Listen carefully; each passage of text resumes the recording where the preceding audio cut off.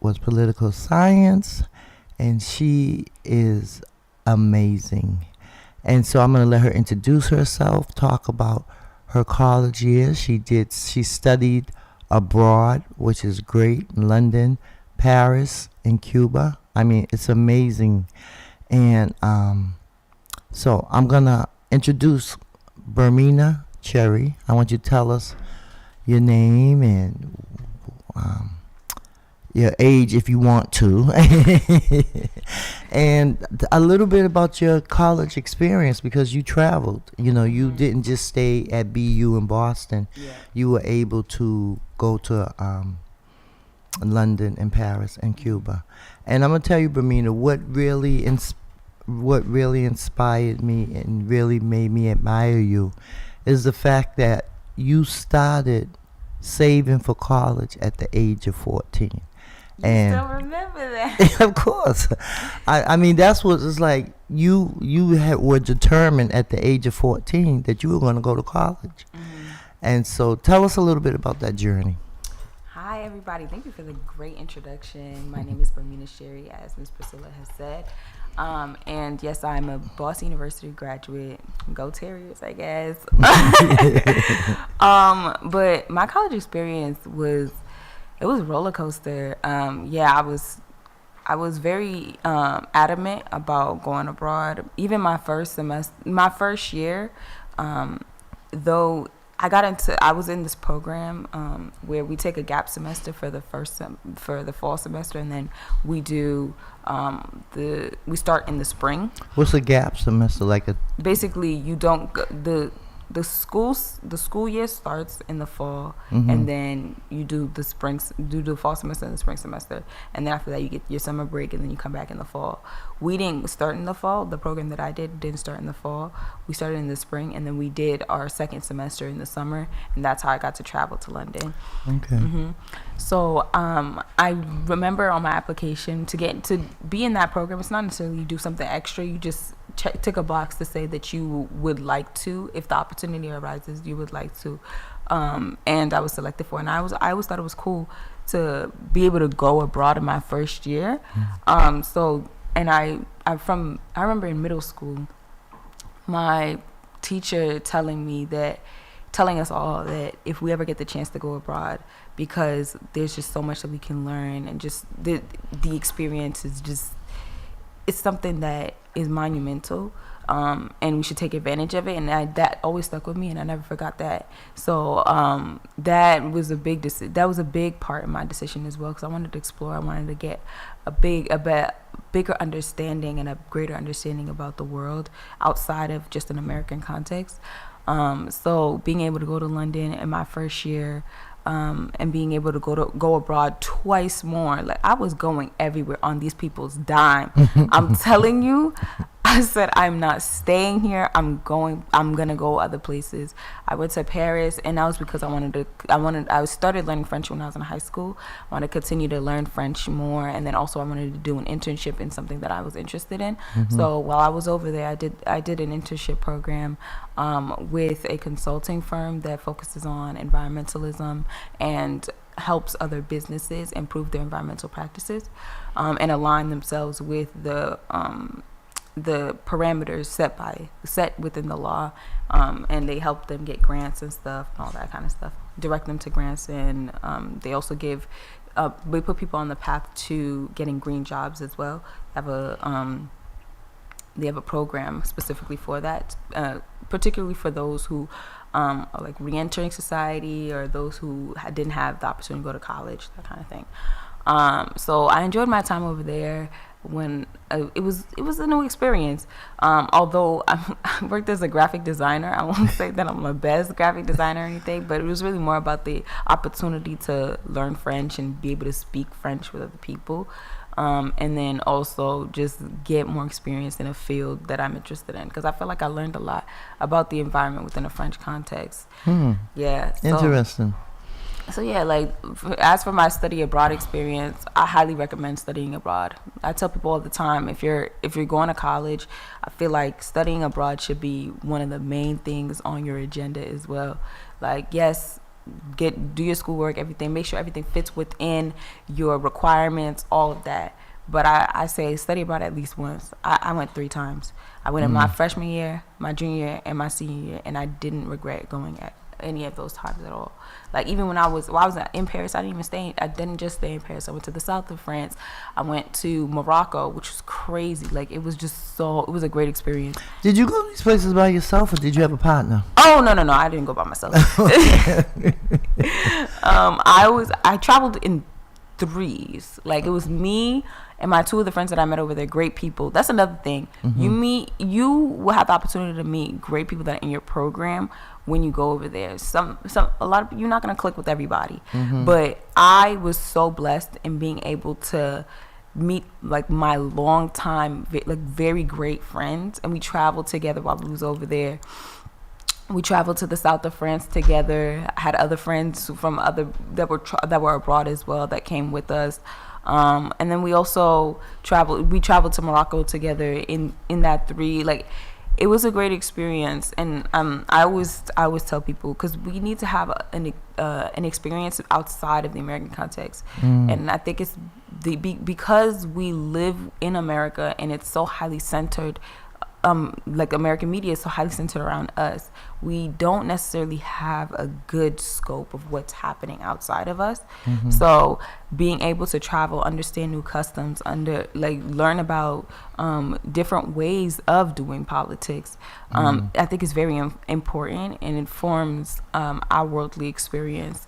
It teaches us and shows us how we impact the globe, and how we as Americans and as America itself impact other countries as well. So like looking from without makes it so that we have a more informed experience of life. Wow, that's amazing. So Cuba, tell us a little bit about Cuba. Cuba was probably my favorite abroad experience. I go Cuba top, Paris, and then London. Because London, I was just getting my feet in the water, and also like freshman year was really stressful for me. But in London, I was just getting a lot of work, so it was hard to do other things outside of just schoolwork, especially because it's basically 4 months of work in 6 weeks because it's condensed. So yeah, London was fun, but it was not the most fun of my abroad experiences. Cuba is up there, 10 out of 10. Like every day we were doing an activity, and every day we were just learning from the locals, learning about their experience. We were getting just on the ground information and on the ground testimonies about the experience that people are having in Cuba. And having gone to Cuba, and even we did preparation to go to Cuba as well, right? So we was in class learning about the economy, learning about the history, right? And I think it's very intentional that as Americans we don't really know what is happening in Cuba. We don't really know, like people don't realize Cubans are not just white, but the white Cubans in Miami will have you believe, just seeing them, you'd believe that all Cubans are white.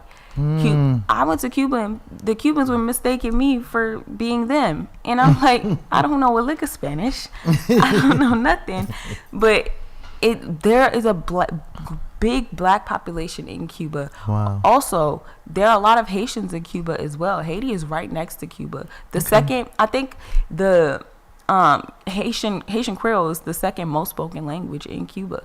So interesting. There's so many things that we don't know about Cuba as it relates to their economy and just the devastation that is happening, just the economic devastation and the poor positions that people are put in. It has a history. It goes back to the embargo that was placed right before the Cold War, and since the special period following the downfall of the Soviet Union, that embargo has it decimated their economy. They're still coming back from that, and that embargo is still in place. The entire world is instructed not to trade with Cuba. They can't get goods from anywhere, and Really? they can't trade with anyone else. Yes, so people. So like how to do they think- get their food? They have to grow it within their country, or It's like they these are some of the most resilient people. These are some of the most resilient people. They find ways to move around it. Sometimes countries that don't really care to observe the embargo will trade with them, like Venezuela will trade with them, but that kind of falls back on them. So like, it's really, these are some of the most resilient people that I've ever seen in my life. They have, like, because of this, they have some of the most ancient forms of like piping and sewage piping, so that affects their daily life. They also have like cars from like the 60s. Really? Exactly. So like, it's everything is so interconnected, because if you have cars from the 60s, that means that like the gas is different, all of this stuff. So like, they have power outages like every other day. Like, you never know when you're gonna get a power outage, but they are some of the most resilient people, and they thrive on community. They help each other out. So while we were there, it was striking, and it was very humbling. But I felt like we have so much to learn from Cubans and from Cuba, because there is such community even when there's not as many resources, right? And this is not to say that all of these problems exist solely because of the embargo. Yes, there's corruption in the government. Yes, that some government officials take for only themselves. They restrict how others can maneuver in the society to a certain extent. But the embargo is a big piece of it.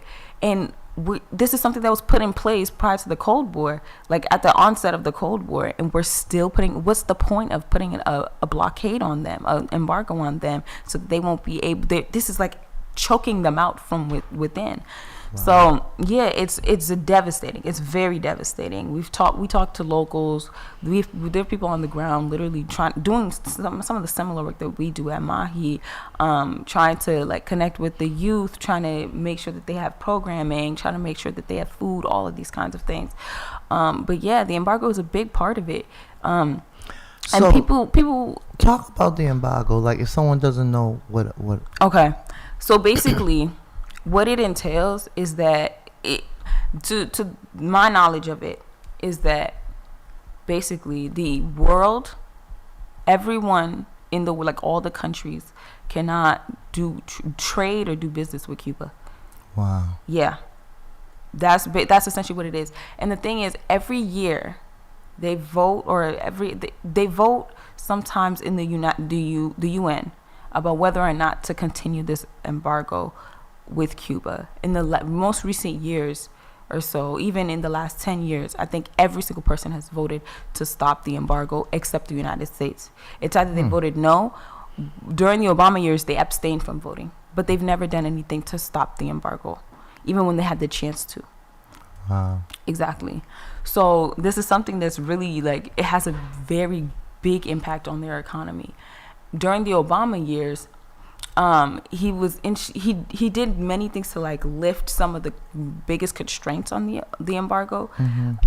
But because Cubans in America are a big voting bloc, and the Cubans in America are not the same as the Cubans on the island. Many of the Cubans in America came over and were part of the elite class, right? Okay. So they had the means to come over and all of these things, and they're not the same as the Cubans on the island. Some of these people, a lot of the people we were meeting on the ground in Cuba were always saying these kind of, they don't really mesh with the people the Cuban Americans in America, and they say that they're different, or that they don't really care about Cuba or some things of that nature. So they don't really like the Cubans in America. The white Cubans, they say that they're the elite. They have all of they don't really like them, you know. So basically the embargo makes it so that the Cubans on the ground can't really move up economically. But during the Obama years, many of those restrictions were lifted. Granted, the embargo stayed in place, but Obama didn't lift it completely, because he knows that the Cubans in America are a big voting class. Like it's in their major voting bloc, and to lift the embargo would mean that he'd probably lose their vote. So this is Wow. this is what we have to contend with. How is it that we're going to continue restrictions on Cuba just because of one particular group in the United States doesn't want That it? doesn't make any And sense. it's not fair. It's not fair. Yeah. That's crazy. But yeah, during the Obama years, they flourished. And that's to show you, it doesn't mean that it was perfect, but they flourished. They did a lot better They than did they did way before. better. And Yeah. it's to show you that their embargo was very restrictive. Wow. Yeah. Wow.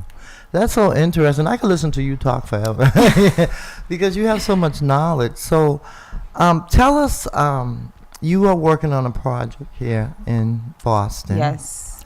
And it's called the Franklin Park Defenders? Yes, I've been working with the Franklin Park Defenders. They are a group of people that came together to oppose the White Stadium development as proposed by the city of Boston. Everyone wants White Stadium to be renovated. It's simply about how we're going about that. And the Franklin Park Defenders, as am I, are opposed to the mayor's proposal because it would privatize the stadium, and it would not be a stadium that is public for the students of Boston. It prioritizes the needs of the women's soccer team rather than that of the city, its and residents, the Boston public schools. And Because- Boston public schools and the kids. Right, because the Boston Public Schools own White Stadium. So I don't understand why the mayor would go and cut a deal with a private company soccer team. It makes no sense, and there are a lot of people that are opposed to it, and there are people that are for it too. Yeah. And so it's I remember, was it last week or the week before last that we did the press conference?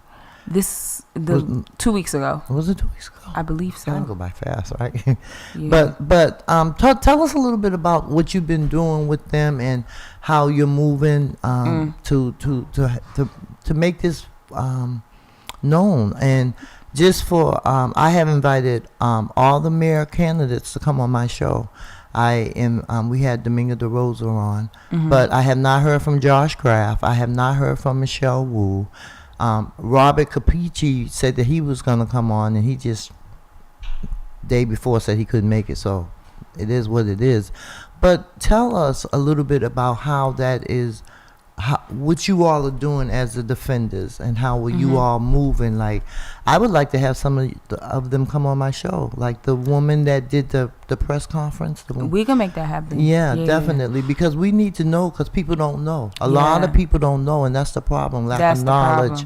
And that's why I am so thankful and grateful to be able to have this radio broadcast every Thursday, so people can hear some of the stuff that they don't know about, so they can make intelligent decisions about different things. So this is something that I've been noticing as well, the fact that people don't know. And I was one of the people that didn't know. This has been happening for 2 years. And I had no idea about it. Mind you, I'm somebody who likes to stay fairly politically engaged to what is happening within my neighborhood, my city, whatever, right? And I didn't know about it until last December 2024, when it's because I was a part of a program, and I'm still a part of the program, the Black Girl Environmentalist program. They told us about a tree vigil that was happening in December of 2024. I went to the tree vigil, and at the vigil they're talking about how this tree's gonna get cut down for a project. I said, what project? Then they start talking about the White Stadium. That stadium is gonna be broke. They're gonna renovate it and expand it far beyond the original parameter to make a professional women's soccer. I said, what's going on? I didn't even know about this. This is happening just right outside my neighborhood, and I had no idea it was happening. So then that's how I really got involved. I got connected with the people that were there at the vigil, and they talked about how they have been fighting against this for 2 years now. They have litigation with the city and all of this. So that's really how I got involved. It's because I heard about a tree vigil and I showed up. So ever since then, I've been trying to have these conversations with everybody that I know. People, the one major issue for me right now has been White Stadium, because there's so many overlapping issues when it comes to White Stadium. You have the environmental aspect and the fact that mayor's proposed plan would break down the 95%, has broken down 95% of the stadium. Granted, they call that quote unquote renovation. Has broken down 95% of the stadium and requires encroaching on the natural environment, which would require cutting down 140 plus trees. They have alleged that 80% of those trees are poor or not in quality, or not in good health, or that they're invasive species. I find that very convenient that every single, an overwhelming majority of the trees that are within the exact parameter that you need to expand the stadium is poor health, or not good, or invasive. So, and then what about the other 20% of those healthy, the healthy trees that you said are healthy? So there's that. We already, and the White Stadium is located and is entirely surrounded by environmental justice communities. We're talking about Roxbury, Dorchester. We're talking about JP. I'm talking about Mattapan, which is like right next to it. So for them to decide to cut it down, that's an environmental issue. We have, in these environmental justice communities, we have people who have respiratory diseases, respiratory issues at a higher rate than everybody else in Boston. And they've admitted that. So how is it that you can just so blindly and aloof just decide that you're going to expand the stadium when it does not have to be expanded if it's for the kids, right? You're gonna build a beer garden and a restaurant, expand 2 extra acres to build a beer garden and a restaurant, but it's for the kids. Right. That's a bunch of crap. It's gonna in the I think we have a call. Oh, we have a call. Okay. Yeah. Good morning, caller. You're on the air. Hi. Good morning. Good morning. This is Nadella. Nice to be on the program. Good morning. Good morning. I have a question. Can you tell me who the city councilor is that represents the area where White Stadium is? How does he or she weigh in, and how does the other councilors weigh in? And has the mayor guaranteed any benefits directly back into the residents in the surrounding community? Like, is there a tax relief? Is there promised revenue that's going back into the city? Can you talk about that for me, please? Yes. So White Stadium is on the Roxbury side. So I believe it's District 7. So Tanya Fernandez Anderson represents that. I know that early on, the councilors had a vote about whether or not to proceed with the development, and it was tied 6-6. So it didn't go through. So the development continued. And I think Tanya Anderson voted against continuing the development, to putting pause on it. So I believe that she is not in favor of the development as proposed by the city. I know Julia Mejia is also not in favor of the development proposed by the city. But I think councilors like Enrique Pepin are in support of it. Henry Santana. I think. Well, they do with they pretty much side with the mayor all the time. Unfortunately, Henry Santana and Pepin. And my thing is that you all work for us because we are the people and we do have the power. And this is an election year, and though it seems like it's a very quiet election, you don't hear a lot of noise. You don't really know that there's all you see is these big signs. Nobody's knocking doors anymore. I don't know what happened to that. I guess after COVID, everybody stopped knocking doors. But this is where our voices need to be heard. We need to be at different city council hearings when they're talking about this, and we need to make our voices heard. I believe that there is an environmental justice hearing next week at the city hall, at the councilors. They have power. They can make these changes. I'm not for sure, but I believe that when they had that vote, I don't want to misspeak, but I believe one of the city councilors wasn't there. Yes. Yeah. So Liz Breeden wasn't there. Yeah, I think they said she was in the hospital or something. And so and who knows how that vote would have went, But unfortunately, one of the problems that I have with our current mayor is that she doesn't listen to us. She literally does not listen to the community. And I have a problem with that. The fact that we.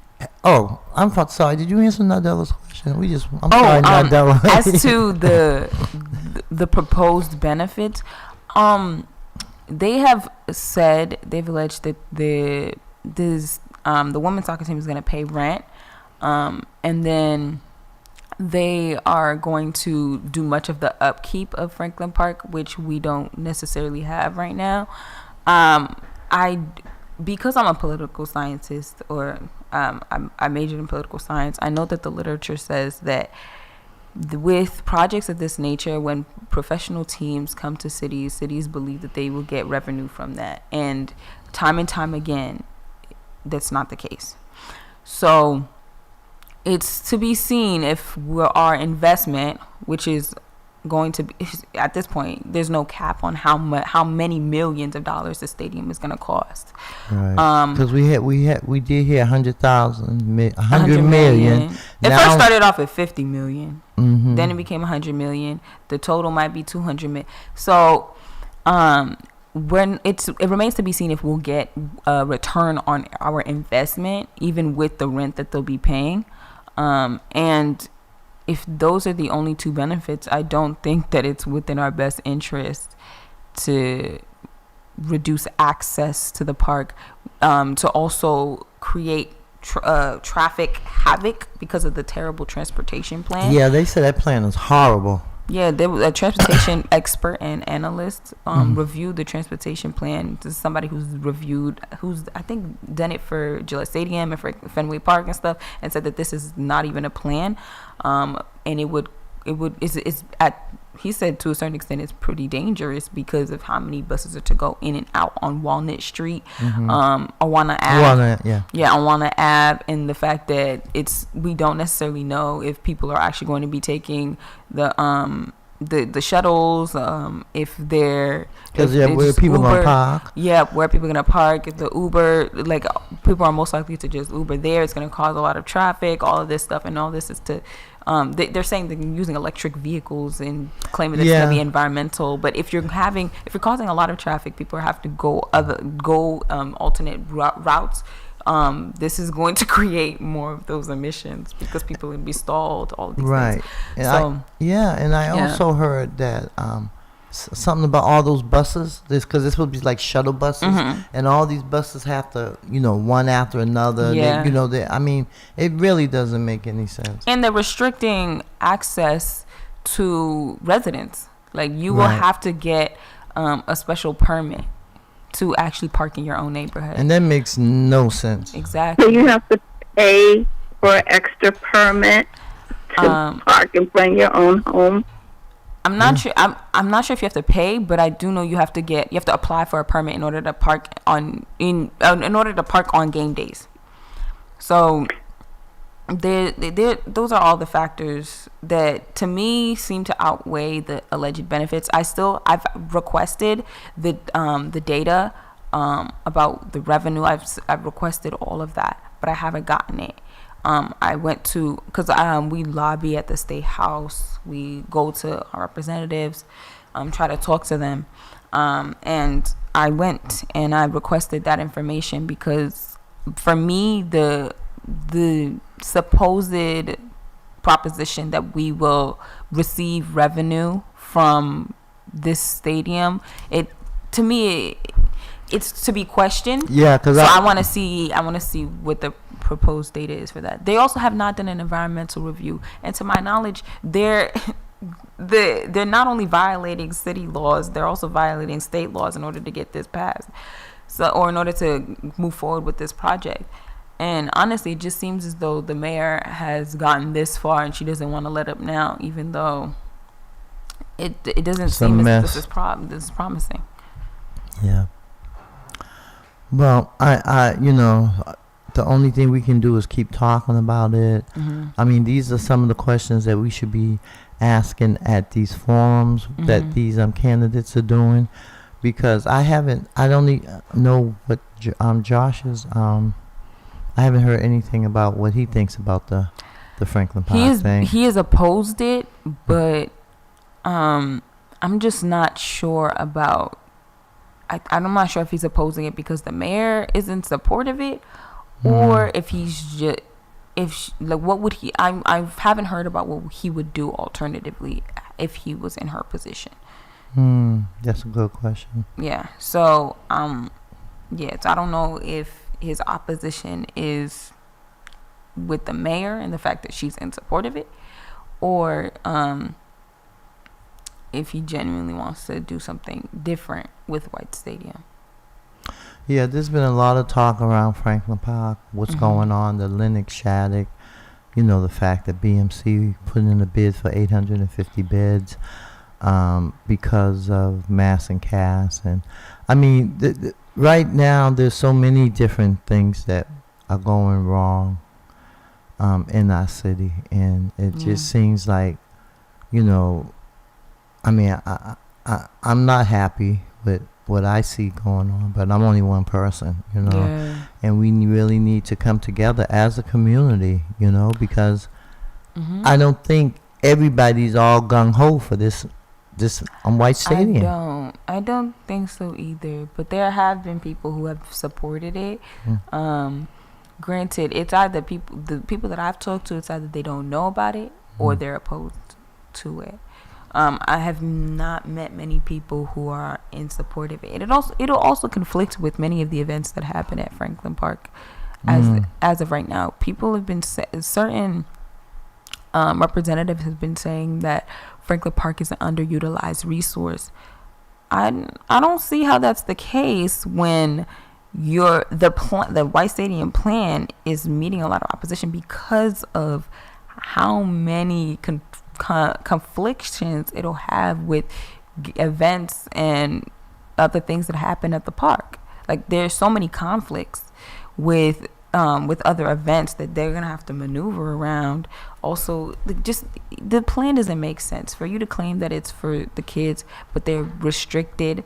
They have restricted access to it. It doesn't align with their football schedule. It doesn't align with their schedule. And it prioritizes the game days and the practices of the team, the professional women's soccer team.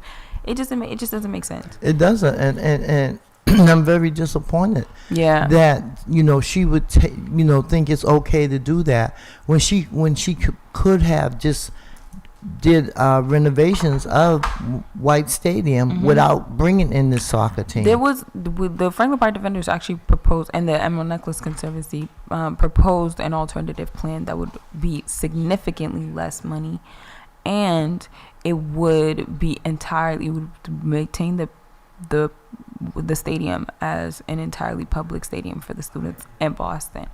But not only did the mayor's office neglect to even consider it, they just glossed over and continued gung-ho with their own project. They didn't maintain it as an option. They didn't even entertain it as an option or as an alternative. This entire project has been proposed as the only option, the only way to renovate White Stadium. And we know this, even that statement in and of itself is a fallacy, because there's never any one way to do something. Right.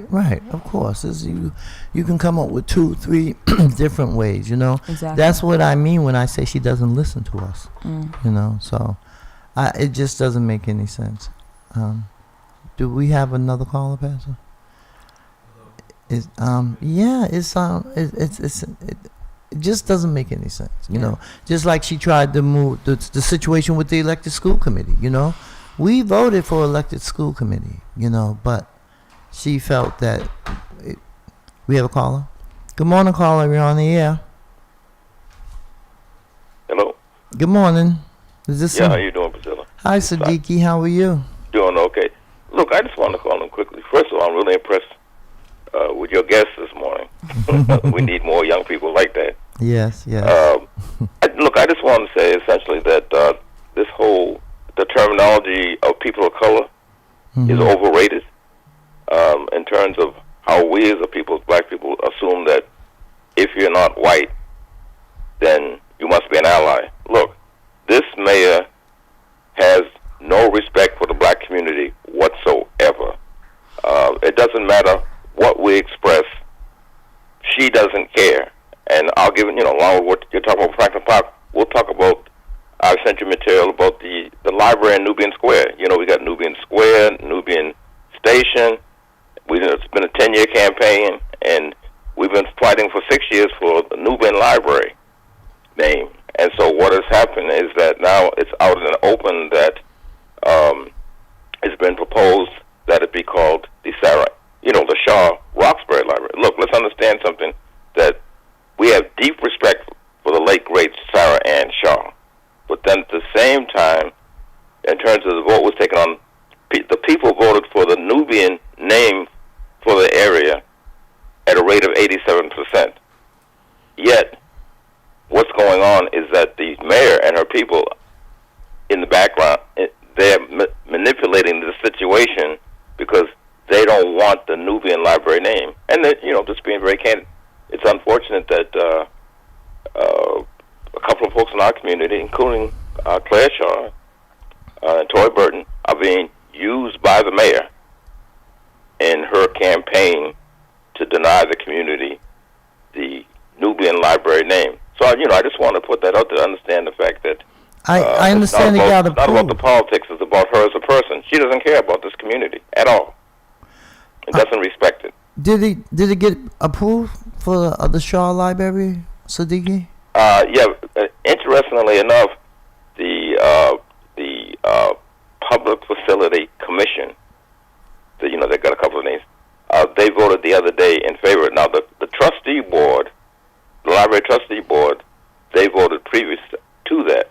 But the problem is that it's one big lie, because when we proposed the name back in 2021, the library voted to call it the Roxbury Branch Public Library, and basically told us, this is the name, so don't bring it up again. We found out that they don't have the power to change the name. So their next strategy was to go to Dion Irish and Public Facilities to try to make it official. Now, before the Public Improvement Commission took their vote, the mayor did a press release announcing that it was going to be the Shaw Roxbury Library. So the whole thing is orchestrated because the intent is to deny the community desire for the Nubian Library name. And I'll just be very candid, is that there are forces out there in the world of white supremacy who are very concerned that the Nubian terminology is really resonating out here, particularly with our young people, so that our young people, they're learning now that their history didn't begin with slavery. We were the original people, had an empire thousands of years ago, and so now we're finding out that there's real opposition to the Nubian name. So I just want to, just compliment your guest in terms of the work that's being done, but we just have to understand the fact that this is not a matter about who we decide. Look, this is not an endorsement of Josh Kraft, who, he's endorsed the Nubian name. Of course, we know why, because he knows that the mayor's against it. So this is not an endorsement of him. I'm just saying we just have to recognize the fact that we're in a state of having no real representation, and that it comes back to what you said, Priscilla. We got to come together and see to it that we get what we want based on our unity. Right, and I just want to put it out there. Next Tuesday, between 6 and 8 p.m., we are having a community meeting at Torchlight Cafe, which is in Grove Hall, right next to the mosque, because we have to come together. That's the only way we're going to be able to get what we want and get what we need. Now, I feel like if we, we've tried this so many times to come together, but it just seems like we start something and it falls off. We start something and it falls off. But that's why I just want to work with the youth and train the youth up, because as you can see, this woman is brilliant, and she was one of my first students, and I'm so proud of her. And the fact that she would even think to come back and work with Mahi makes me almost brings tears to my eyes, because she could have went on with her career and said, okay, thank you, Miss P, bye. But she came back, and I'm so thankful and I'm grateful for that. And that's why I do this work, is because we have to make sure that our young folks, they're not our future, they're our now. And if we don't train them and teach them and give them a voice, it's about giving them a voice, because this woman has went to school in London, Cuba, and Paris. Okay, so she's been outside of the United States, so she see how other systems work. And so this is what we need. I'm sorry, Michelle, we're sick of you. I'm just gonna be honest, because it doesn't make any sense. The same situation she tried to, the same situation she tried to do with the O'Briens, with the O'Brien school, moving it up to West Roxbury. It just, the things that she does just doesn't make sense. And I told her, I said, the problem we have with you, Michelle, is that you do something, you announce something, and then when the community gets in the uproar, then you come and want to have a community meeting. Well, you've already made the decision, and that's what bothers me about her. So I'm not a fan of hers, and be honest with you, I'm not a fan of Kraft either. I'm telling you, we need people that really care about their constituents, and that's what I'm not feeling from our current mayor. Yeah, and it's because a lot of us have been very disappointed with there are certain things that she's done that have been good. I talk about I forget what it's called, but there's like this building. She has like this building plan, and like also not task force, because it's written in law. Like they come together and they hold like buildings those who own big buildings accountable for their emissions, and we get like money if they go if they go higher than the emissions that they produce, the higher than a certain threshold for the emissions that they produce, and that's good. But it's been, especially with White Stadium, it just hasn't made sense, Right. So a lot of us have been very disappointed, and it's her and her administration, instead of bringing the defenders to the table and actually considering an alternative plan, they have resorted to disparaging a lot of the defenders and just saying crazy things about them or discrediting them, and it's crazy to me, because a lot of them were campaigning for her, a lot of them voted for her. So it's like, how are you trying to discredit me, and how are you trying to say that I'm just oppositional just to be oppositional, when we wanted you, So what we're trying to do here is we're very disappointed with what the outcome has been, right? In many respects, she's done great things. Certain things have been great, but other things are just not added up. Like, it's like the city councilor that she was is not the mayor that she is. So that has been, I've heard that has been like the resounding sentiment with a lot of people in the community. Yeah. Well, thank you, Siddiqui, for calling in. We appreciate you. Appreciate the work that you do. Likewise. And we're still fighting for that Nubian library name. Okay. All right. Have a blessed day. The same. Yes. So I just want to make a few announcements.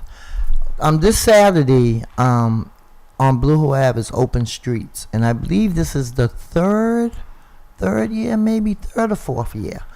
And so they shut down Blue Hill Ave from Dudley Street to Grove Hall, and it's a festive time. All the stores, all the agencies come out. Come stop by Marcus Anthony at 321 Blue Hill Ave. We'll be out there with our youth, and we'll be doing voter registration. We'll be giving you information about what Marcus Anthony Hall is doing, and we're looking for volunteers to support and help us, because we are the people and we have the power, and we have to learn how to exercise our power. Yeah. And if we got to march, if we got to protest, if we got to sit in, by any means necessary, we have to make these elected officials listen to us. Some way, somehow. The only way I can really think is just to get them out, vote them out, People say our vote don't count. The only time your vote don't count is when you don't cast it. That's the only time. So also I want to announce classic black movies at the Big Head Museum. So Saturdays, July 22nd to September 6th, 2025, National Center of Afro-American Artists, Inc., 300 Walnut Ave in Roxbury. For more information, call 617-866-2593. And the first night is July 12th, which is just Saturday. Foxy Brown is the movie. July 26th, Nothing But a Man. August 9th, Bebe's Kids. August 23, The Prince and the Frog. And September 6th, The Spook Who Sat by the Door. And if you haven't seen that movie, I suggest you come out. So, and I think they said something about free popcorn. Free bag of popcorn for kids. Also, I know that the Franklin Park Defenders will also be at Open Streets on Saturday. So if you want to learn more about what they're doing, they're actually in litigation with the city as it pertains to White Stadium. This is the appeal for the previous lawsuit. So if you want to learn more about what they're doing in the community and how to engage and stop the White Stadium development, stop by their booth just to get more information and to get involved. Yes, thank you. We really need our community to come out and get involved in what's going on. Whether it's open streets, whether it's movie night, whether it's a city council hearing. It's very important for us to show up at city council hearings. We know every Wednesday, unless there's a holiday on a Monday, there's a city council hearing. And we just have to show up there, and let them see us because we're concerned. The budget season goes so quickly. It goes by so fast. And some of us don't get the opportunity because a lot of times the meetings are held in the daytime. People are at work. And so there's a couple of times I have seen them have meetings at City Hall where it's been in after like 5 to 6 after people get out of work, and they have actually had child care, and they have actually had food for the community. Oh, wow. Yeah. Okay. And so that's happened a couple of times that I know, but we are a community. And the word that's in community that is unity, and that's what we lack as black people, people of color. They keep saying people of color. I'm black and I'm proud, and so I think that we as a community, if we would just put differences aside, because that's what they do. They separate us. They buy us off. The Willie Lynch letter is live and well. They still have that mentality, and that is the problem. So I'm like, come on, folks, it's 2025, okay, and we still doing the same old. Well, wake up, everybody. No more sleeping in bed. So and we're almost out of time. I can't believe it, how fast time goes by when you're having fun. So Bermina, so I know you have aspirations on going to law school. You want to be a lawyer. Yeah, I'm looking to get into environmental law, but there's public interest law. So there's or I don't know, immigration law too. Like there's so many different paths that you could take with law. So it's something that I'm looking towards later on. I want to go and get my master's though, because I feel like I'm not done learning. Right. Well, you're young.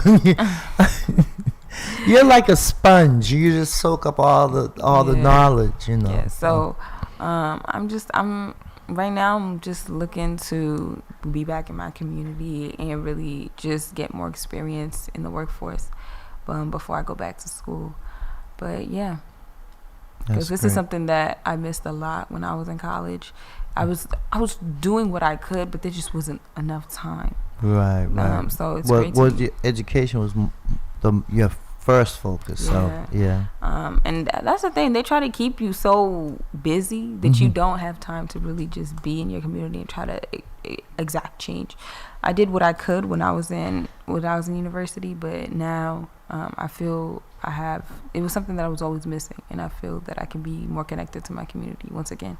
So I'm excited to be back. I'm excited to have you back. So we are out of time, I guess. We out of time, Pastor? 3 minutes? Okay, so we have 3 minutes. What's wrong with my voice? Unless you want to sing the song by yourself. No. So I thank everybody for listening. Next week, I don't know who my guest is going to be. I believe it's going to be a young man who's going to be he works with a agency that there's a lot of benefits that as seniors we're not aware of, you know. Ooh, senior. Ooh. We're seniors, Pastor.